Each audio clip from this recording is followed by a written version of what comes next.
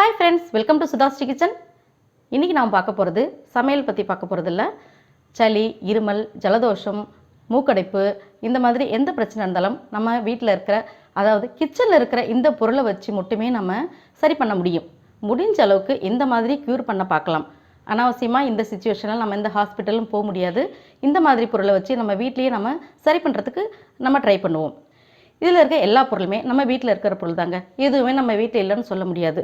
தேன், மஞ்சப்பொடி, பனங்கல்கண்டு, பொட்டுக்கடலை, ஏலக்காய், ஓமம், மிளகு, சீரகம், அவல், சின்ன வெங்காயம், கற்பூரம், தேங்காய் எண்ணெய் எல்லாமே நம்ம வீட்டில் இருக்கிற பொருள் தான். எதுவுமே நம்ம வீட்டில் இல்லைன்னு சொல்ல முடியாது.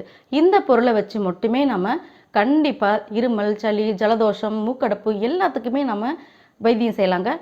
இது நம்ம சின்ன வயசில் நம்ம வீட்டில் பாட்டிங்க, அம்மாங்க இதெல்லாம் நமக்கு சொல்லி கொடுத்தது தான். ஆனால் இப்போ இருக்கிற சுச்சுவேஷனில் நம்ம நிறைய மறந்துருப்போம். நம்ம சேனலில் முதன்முறையாக பார்க்குறவங்க SudhaSri கிச்சனை சப்ஸ்கிரைப் பண்ணிக்கோங்க. பக்கத்தில் இருக்க பெல் சிம்பிளில் ப்ரெஸ் பண்ணுங்கள். அதில் ஆல்ற ஆப்ஷன் வரும். அதை நீங்கள் கிளிக் பண்ணிங்கன்னா நம்ம போடுற எல்லா பதிவும் உங்களுக்கு நோட்டிஃபிகேஷனுக்கு வந்துடும்.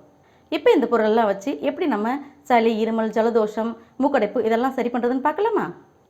ஒரு 3 ஏலக்காவை இந்த மாதிரி தட்டி எடுத்துருக்கிறேன். இதில் இருக்கிற தோலெல்லாம் நம்ம ரிமூவ் பண்ணிவிடுவோம்.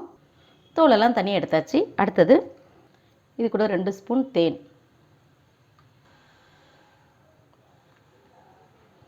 இந்த தேனை சேர்த்து நல்லா கலந்து விட்டு நம்ம இந்த தேனோடு சேர்த்த இந்த ஏலக்காவை நம்ம அப்படியே சாப்பிடணும். இது சாப்பிடும்போது நமக்கு எப்படியாப்பட்ட இருமலாக இருந்தாலும் நமக்கு சீக்கிரம் குணமாயிடுங்க. ரொம்ப சூப்பராக இருக்கும். அடுத்தது குடிக்கிற மாதிரி வெது வெதுப்பாக இருக்கிற தண்ணி நம்ம ஒரு 1/2 டம்ளர் எடுத்துக்கிட்டு ஏலக்காயை பொடி செஞ்சு இந்த தண்ணியில் போட்டு அப்படியே குடிச்சிடணும். அந்த மாதிரி செஞ்சாலும் நமக்கு இருமல் நல்லா குணமாகும். அடுத்தது கெட்டி அவலுங்க. இந்த அவலை வச்சு நம்ம வறட்டு இருமலை சரி பண்ணலாம். நம்ம பேசிகிட்டு இருக்கும்போதே நம்ம பேசுகிறதுக்கு முன்னாடி நமக்கு இருமல் தான் முதல்ல வரும். அந்த மாதிரி பிரச்சனை இருக்கும்போது இந்த அவலை நம்ம எடுத்து வாயில் போட்டுட்டு ஓரமாக அப்படி வச்சுக்கணும். மெல்லக்கூடாது. அப்படியே வாயில் ஓரமாக வச்சுட்டோம்னா உமிழ்நீர் சுரந்துக்கிட்டே இருக்கும். அந்த சாரத்தை நம்ம மெழுகிட்டே இருக்கணும். அந்த மாதிரி செஞ்சுட்டே இருந்தோம்னா நமக்கு கொஞ்ச நேரத்தில் வறட்டு இருமல் அப்படியே நமக்கு ரிலீஃப் கிடைக்கும். ரொம்ப சூப்பரானதுங்க ரெமெடி இது. அடுத்து இந்த மாதிரி சின்ன வெங்காயத்தை நம்ம எடுத்துக்கணும். இந்த மாதிரி ஒரு ஃபோர்க்கில் வச்சுட்டு நம்ம இப்படி வாட்டி சாப்பிட்ணுங்க. இந்த மாதிரி செஞ்சாலே சளி, இருமல்லாம் ரொம்ப குணமாகும் நமக்கு. இந்த மாதிரி வாட்டும்போது ரொம்ப சூடாக இருக்கும். கொஞ்சம் நேரம் கழித்து இல்லை சூடெல்லாம் ஆறின பிறகு நம்ம சாப்பிட்லாம். பெரியவங்க, சின்னவங்க யாருன்னா சாப்பிட்லாம். ரொம்பவே நல்லா இருக்குங்க. நமக்கு ரொம்பவே சளி, இருமலுக்கு ரொம்பவே ரிலீஃப் கொடுக்கும். இந்த மாதிரி சின்ன வெங்காயத்தை நல்லா சுட்டு எடுத்துக்கணும். இது நல்லா கொஞ்சம் ஓரளவுக்கு சூடு ஆறின பிறகு நம்ம இதை சாப்பிட்டு வந்துட்டு இருந்தாலே நமக்கு சளி, இருமல்லாம் சீக்கிரமாக குணமாகுங்க. அடுத்தது இந்த மாதிரி எந்த பிராண்டாக இருந்தாலும் தேங்காய் எண்ணெய் எடுத்துக்கலாம். தேங்காய் எண்ணெய் எடுத்து ஒரு 3 ஸ்பூன் இப்படி வானிலையில் சேர்த்துக்கலாம். சின்ன குழந்தைங்கன்னா 1 கற்பூரம் சேர்க்கலாம். பெரியவங்களாக இருந்தால் 2 கற்பூரம். இது நல்லா இந்த தேங்காய் எண்ணெயில் போட்டுடலாம். ஸ்டவ் ஆஃப் பண்ணிக்கலாம். இந்த ஹீட்லேயே இது நமக்கு நல்லா கரைஞ்சி வந்துடும். இப்போ தேங்காய் எண்ணெயில் கற்பூரம் நல்லா கரைஞ்சிருச்சு. இப்போ கை பொறுக்கிற சூடு வரும்போது வெதுன்னு இருக்கிற சமயத்தில் நம்ம அதை தொட்டு நமக்கு நெத்தியில், மூக்கில், கழுத்தில், நெஞ்சில் இந்த மாதிரி எல்லா இடத்துலையும் நம்ம அப்ளை பண்ணிட்டோம்னா நமக்கு சளியெல்லாம் அப்படியே கரைஞ்சிரும். ரொம்ப ரிலீஃப் கொடுக்குங்க. நம்ம நிம்மதியாக தூங்கலாம் நைட்டு. அடுத்தது பார்க்க போகிறது நமக்கு இருமலுக்கு ரொம்ப நல்லா இருக்குங்க. பொட்டுக்கடலை, மிளகு. இந்த பொட்டுக்கல்லையும் மிளகையும் நம்ம மிக்சியில் போட்டு கொஞ்சம் குறன்னு அரைச்சிக்கலாம். ரொம்ப பவுடர் அரைச்சா நமக்கு ஏற்கனவே இருமல் இருக்கிறதுனால ரொம்ப பொடியாக நம்ம வாயில் போடும்போது மேற்கொண்டு நமக்கு இருமல் தான் வரும். கொஞ்சம் குறன்னு அதாவது மென்று சாப்பிட்ற அளவுக்கு நம்ம இதை அரைப்படுற மாதிரி அரைச்சி வச்சுக்கணும். இந்த மாதிரி ரவை பதத்துக்கு நம்ம பொட்டுக்கல்லையும் மிளகையும் நல்லா பொடி செஞ்சுட்டு அப்பப்போ ஒரு ஸ்பூன் எடுத்து வாயில் போட்டுட்டு சாப்பிட்டுட்டே இருந்தாலே நமக்கு இருமல் குணமாகும். இப்போ அடுத்தது வானிலையில் நான் 2 ஸ்பூன் சீரகம் சேர்த்துக்கிறேன். 2 ஸ்பூன் சேர்த்தாச்சு. இந்த சீரகத்தை நல்லா வறுத்துக்கணும். இப்போ சீரகம் நல்லா பொரிஞ்சிருச்சு. இப்போ ஸ்டவ் ஆஃப் பண்ணிக்கலாம். இந்த வறுபட்ட இந்த சீரகத்தோட ஒரு 2 ஸ்பூனுக்கு நான் பனங்கல்கண்டு சேர்த்துக்கிறேன். பனங்கல்கண்டு சேர்த்து நல்லா பொடி செஞ்சு எடுத்துகிட்டு வந்துடலாம்.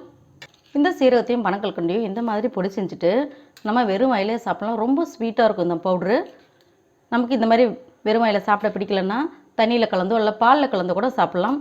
ரொம்ப சூப்பராக இருக்கும்.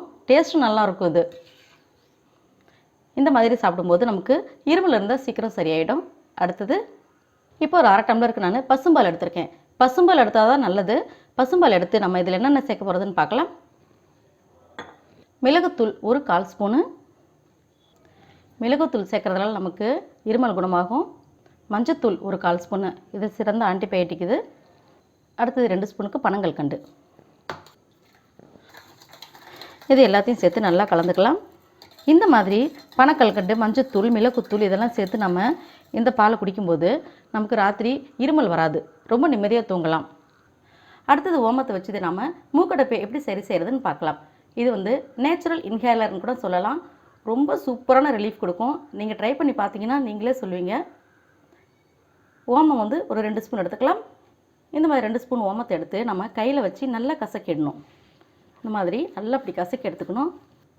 இந்த ஓமத்தை இந்த மாதிரி நல்லா கசக்கிட்டால் தான் நமக்கு வாசனை நல்லா வரும். இது அப்படி இந்த துணியில் சேர்த்துக்கலாம். இது கூட ஒரே ஒரு கற்பூரம், சின்ன பிள்ளைங்களாக இருந்தால் 1 போதும், பெரியவங்களாக இருந்தால் 2 சேர்த்துக்கலாம். அதையும் நல்லா பொடி பண்ணிடலாம். பொடி செஞ்சுட்டு நல்லா கலந்து விட்டுக்கணும். ஒரு வேஷ்டி துணியோ அல்லது ஏதாவது டவலோ இந்த மாதிரி நம்ம செஞ்சு எடுத்து வச்சுக்கணும். இப்போ ஓமத்தையும் கற்பூரத்தையும் நல்லா கலந்து விட்டாச்சு. அடுத்தது இப்போ இதை அப்படியே மடித்து நான் சின்னதாக முடிச்சு மாதிரி செய்ய போகிறேன். இப்போ இந்த மாதிரி சென்டரில் வச்சு நான் முடிச்ச மாதிரி இப்படி சுற்றிக்கலாம். சுற்றிட்டு இப்படி ஒரு ரப்பர் பேண்ட் போட்டுக்கலாம். இப்போ இது சின்ன குழந்தைங்கிட்ட சொல்லி சுவாசிக்க சொல்லலாம்.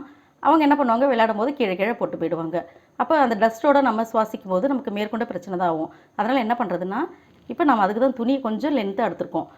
இப்போ இந்த மாதிரி வாட்ச் மாதிரி குழந்தைங்க கையில் கட்டி விட்டுறணும். இப்படி கட்டி விட்டுட்டோம்னா நல்லா இப்படி டைட்டாக கட்டி விட்டுறணும். டைட்டாக கட்டிட்டோம்னா நமக்கு கீழே விழாது. குழந்தைங்க டஸ்ட்டில் விழுந்தாலும் எடுத்து சுவாசிப்பாங்க அப்படின்ற நமக்கு பயம் இருக்க தேவையில்லை. இந்த மாதிரி செஞ்சு கொடுத்துட்டோம்னா மூக்கடைப்பு நமக்கு இருந்தால் ரொம்ப க்யூர் ஆகும். நைட் நேரத்தில் நம்மளே இந்த மாதிரி கையில் கட்டிட்டு அப்பப்போ இப்படி சுவாசிக்கிட்டு தூங்கும்போது நமக்கு நிம்மதியாக தூங்கலாம். இதெல்லாம் ட்ரை பண்ணி பார்த்துட்டு எப்படி இருக்குதுன்னு சொல்லுங்கள். உங்களுக்கு இந்த வீட்டு வைத்தியங்கள்லாம் பிடிச்சிருந்துச்சுன்னா சுதாஸ்ரீ கிச்சனுக்கு சப்ஸ்கிரைப் பண்ணுங்கள், ஃப்ரெண்ட்ஸ் அண்ட் ரிலேட்டிவ்க்கு ஷேர் பண்ணுங்கள். இந்த பதிவு எல்லாத்துக்கும் ஒரு யூஸ்ஃபுல்லாக இருக்கும்னு நினைக்கிறேன். இது எப்படி இருக்குதுன்னு கமெண்ட் பாக்ஸில் எனக்கு கமெண்ட் பண்ணுங்கள். தேங்க்யூ.